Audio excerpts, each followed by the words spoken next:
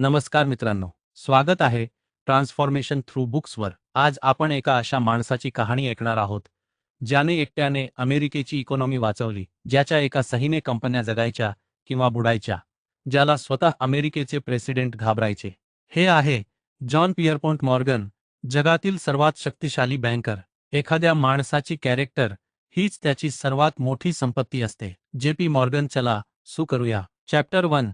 श्रीमंत घरात जन्म, पण संघर्ष वेगळाच. Soft classical music. सन 1837, हार्टफोर्ड, कनेक्टिकट, अमेरिका.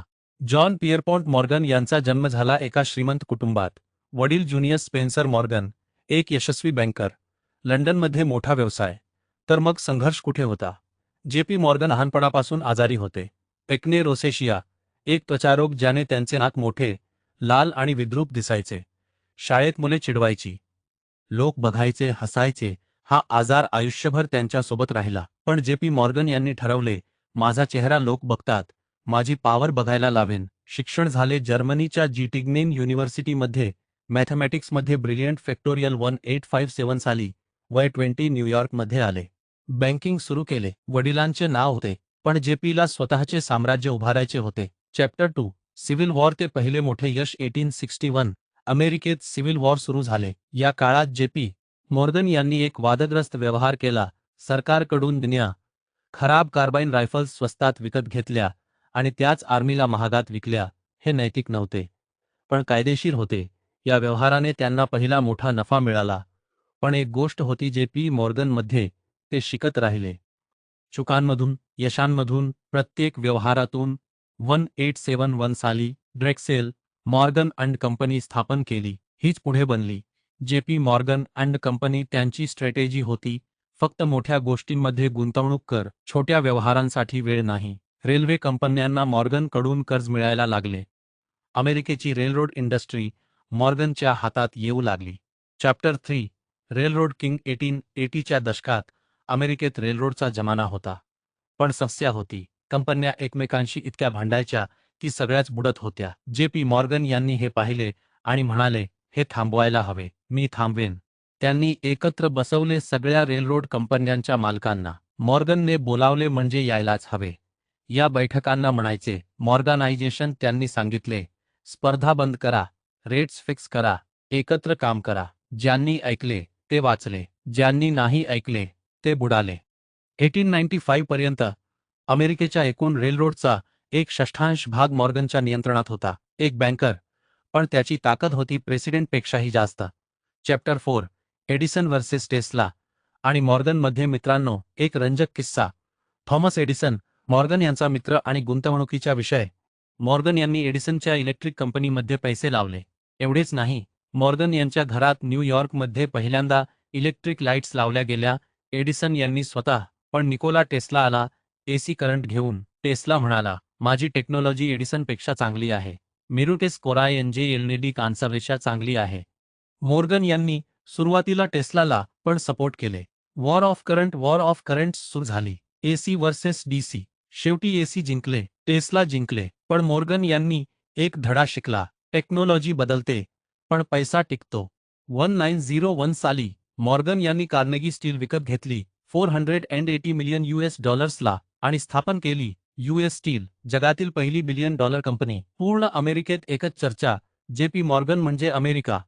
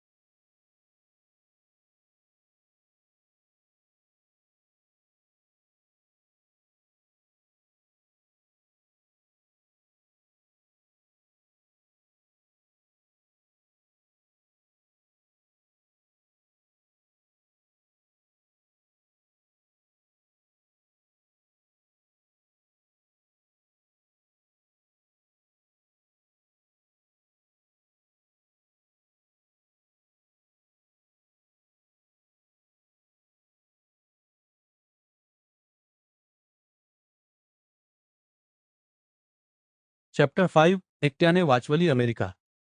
सन 1907 अमेरिकेत आली महाभयंकर आर्थिक मंदी. बँक्स बुडू लागल्या, स्टॉक मार्केट कोसळला, लोकांनी बँक्समधून पैसे काढायला रांगा लावल्या. Panic of 1907. अमेरिकेचे प्रेसिडेंट थिओडोर रूझवेल्ट घाबरले. सरकारकडे उपाय नव्हता, फेडरल रिझर्व्ह अजून अस्तित्वात नव्हती. सगळे म्हणाले फक्त JP मॉर्गन वाचवू शकतात.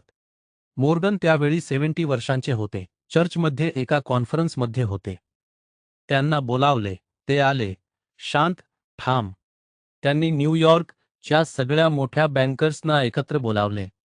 स्वतःच्या लायब्ररीमध्ये रात्रभर बैठक केली. सकाळी दार उघडले तेव्हा मॉर्गन यांनी जाहीर केले 25 मिलियन US रेस्क्यू पॅकेज. स्वतःचे आणि इतर बँकर्सचे पैसे एकत्र करून अमेरिका वाचवली. स्टॉक मार्केट सावरला, बँक्स उघडल्या, लोकांनी सुटकेचा श्वास घेतला. एका खाजगी माणसाने सरकार करू शकले नाही ते केले. या घटनेनंतर अमेरिकेने ठरवले आता फेडरल रिझर्व्ह बनवायलाच हवी. 1913 साली फेडरल रिझर्व्ह स्थापन झाली JP मॉर्गन यांच्या कृतीमुळे. चॅप्टर 6 कला, पुस्तके आणि माणूस. JP मॉर्गन फक्त बँकर नव्हते, ते होते एक महान आर्ट कलेक्टर. त्यांनी जगभरातून दुर्मिळ पेंटिंग्स, स्कल्पचर्स, मॅन्युस्क्रिप्ट्स, बुक्स गोळा केल्या. मॉर्गन लायब्ररी अँड म्युझियम न्यूयॉर्कमध्ये आजही उभी आहे, जगातील सर्वात मौल्यवान कलेक्शन्सपैकी एक. त्यांनी मेट्रोपॉलिटन म्युझियम ऑफ आर्टला प्रचंड डोनेशन्स दिल्या. Egyptian artefacts, Greek sculptures, Renaissance paintings सगळ्या गोळा केल्या. मॉर्गन म्हणायचे पैशाने काय विकत घेता येत नाही, ते म्हणजे क्लास आणि कल्चर. पण त्यांचे वैयक्तिक आयुष्य सोपे नव्हते. पहिली पत्नी अमेलिया लग्नानंतर फक्त 4 महिन्यांनी ट्युबरक्युलोसिसने गेली. मॉर्गन यांना हे दुःख आयुष्यभर सोबत राहिले. दुसरे लग्न फ्रान्सिस ट्रेसी यांच्याशी 4 मुले झाली.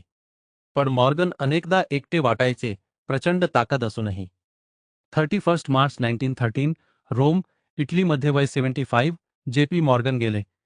त्यांच्या मृत्यूनंतर जेव्हा संपत्तीचा हिशोब केला तेव्हा जॉन डी रॉकफेलर म्हणाले, आणि तो श्रीमंतही नव्हता.